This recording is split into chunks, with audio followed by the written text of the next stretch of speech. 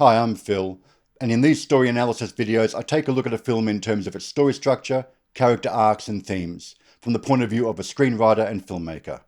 Today, we're looking at The Fugitive. Make sure you've seen the film, spoilers ahead. The Fugitive was released in 1993, directed by Andrew Davis, starring Harrison Ford and Tommy Lee Jones. Andrew Davis is well known as an action director, having also made Under Siege with Steven Seagal, Collateral Damage with Arnold Schwarzenegger, but The Fugitive I think is his best film. The film, after all, won an Oscar for Best Picture and Best Supporting Actor for Tommy Lee Jones. The screenplay was written by Jeb Stuart and David Toohey, based on the original TV series by Roy Huggins. They stayed pretty true to the original series, with a few minor changes. Harrison Ford's Dr. Kimball, for example, is a vascular surgeon, rather than a small-town paediatrician. In the original TV series, Dr. Kimball, our fugitive, was already on the run, had been for several months. And while there was a voiceover explaining the setup, it took us quite a while to find out exactly what had happened. An innocent victim of blind justice, falsely convicted for the murder of his wife. The film, however, puts that inciting incident, the murder of the wife, right up front. And in fact, the first act powers through all of that setup pretty quickly, with the death of the wife by a one-armed man, the court case. You will hear ironclad proof of Richard Kimball's guilt. The conviction, and then the accident with the train that causes Kimball to escape. This, by the way, is a real crash, though Harrison Ford obviously is jumping against a green screen. All of this originally comes from the TV series. Reprieved by fate when a train wreck freed him en route to the death house. Freed him to search for a one-armed man he saw leave the scene of the crime. I also like how they handle the exposition in this opening sequence, with a news reporter telling us what just happened. Home of Dr. Richard Kimball, a respected vascular surgeon at Chicago Memorial Hospital. You'll often find exposition done this way. It's logical, it's in context, and it gets a lot of information out very quickly. We know that she made apparently a 911 call to police indicating that there was an intruder in the house or that she was being assaulted. This film does follow a pretty straightforward three-act structure.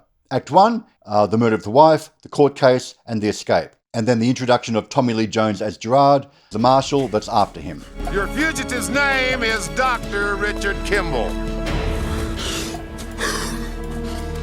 Go get him! There was something else they changed from the TV series. In the TV show, Gerard was a police lieutenant.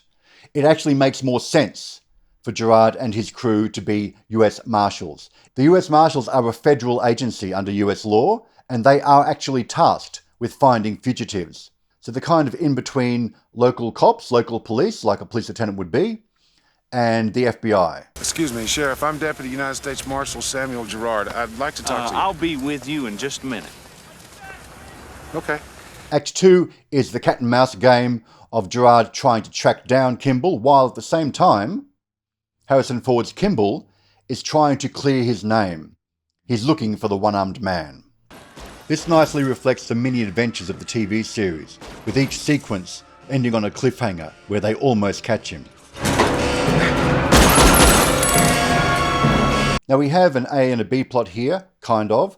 The A plot being Gerard chasing Kimball and tracking him down, and Kimball being on the run. The B plot is the relationship and the arc for our central character. Now he isn't a character who needs to grow and change in this particular story. He's a character who simply needs to clear his name and find the truth while he's being chased by Gerard. The central relationship here really is Kimball and his now deceased wife. And we get that through flashbacks. You come with me. Excuse me. Thank you. I was just down to my last joke. The other key character arc is Gerard. But again, he's an iconic character. He's not a character who needs to grow and change. At the beginning of the film, both Kimball and Gerard are pretty much their fully formed versions. There is no big lesson they need to learn here. This is a thriller, after all, a crime thriller. It's not about characters learning a lesson. It's about two characters in a conflict, and how will that conflict resolve? Therefore, what's the theme of the film? Well, it's articulated really well in this famous moment from the film. I didn't kill my wife! I don't care!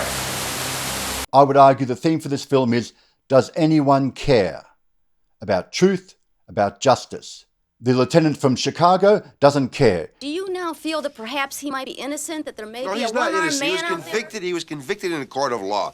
He's guilty. And as far as Gerard is concerned at the beginning, he doesn't care whether Kimball killed his wife or not. That's not his problem. He's just trying to catch a fugitive.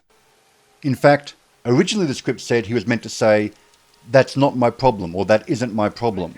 Tommy Lee Jones suggested they change it to, I don't care! and I'm glad they did, because that actually articulates the theme of the film so much better. But then, once he does start to look into it, and once we find that Kimball is tracking down this one-armed man, Gerard does start to care that maybe Kimball is innocent. But I do like the fact that they never actually say that.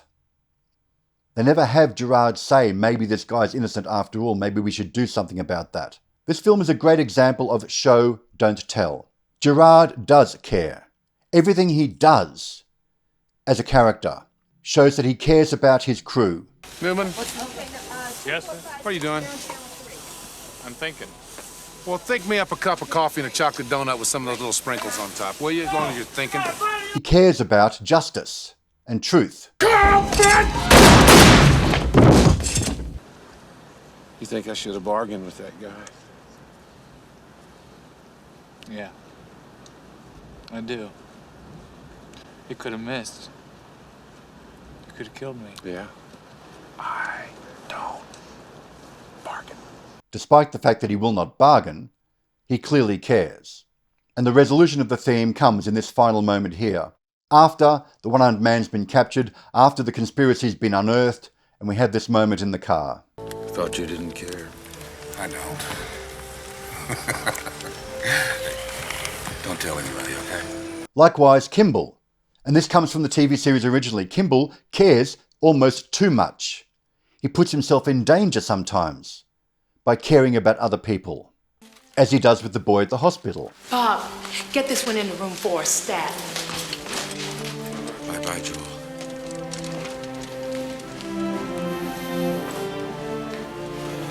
Likewise, the Julianne Moore character, who's only there for one short sequence, but she clearly is a character who cares. How's the boy doing? You saved his life. The other character who seems to care what happens to Kimball is his friend, Nichols. Oh, my God, Richard! How are you, Charlie? Jesus, you're back. I need some money. Have you got a place to stay? I mean, how can I help you? But then we find out, of course, at the second act turning point, Nichols is a shapeshifter, to use a term from Hero's Journey. One interesting aspect is that we're always in either Kimball's or Gerard's point of view, but there is one moment where we, the audience, are let in on something that neither character realizes yet. We know more than they do. Dr. Nichols! We know that Nichols lied. See this guy here in the purple shirt standing on the right side of the fish? You ever see him before? No. This guy right here. I've never seen that person in my life before. Someone else must have been manipulating this. Someone with access. Until, of course, both Kimball and Gerard work it out, and that leads us into Act 3. Henry, Dr. Nichols lied to me. Go find him. So even with an action thriller like this, you still want to have a theme that is character-centric, and that every character in the film is either for or against. Everyone is a reflection of that theme. In this case, does anyone actually care about truth and justice? Well, half the characters don't, and half the characters do. And the whole point of the conflict ultimately comes down to which side will win in the end. That's my man! Not anymore, he's not. He's going down. You want to help us, you stay the hell out. Arrest us. So The Fugitive actually is a really good template for how to do an action thriller with strong characters that we can empathize with and relate to, even though it is a very plot-driven film. Characters do make choices, and those choices do impact upon the plot and what happens and how the story moves forward. But none of this would have happened, from Richard Kimball's point of view, if external forces had not killed his wife. Anyway, that's my take on The Fugitive. If you like these kinds of videos, you know what to do. If you'd like to learn more about filmmaking, check out my book linked below. Thanks for watching. I'll see you next time. What happened? Where'd he go? I did a Peter Pan right here off of this dam, right here. What? Yeah, boom. Holy shit! All right, can we go home now? No! No! Come on! Holy shit.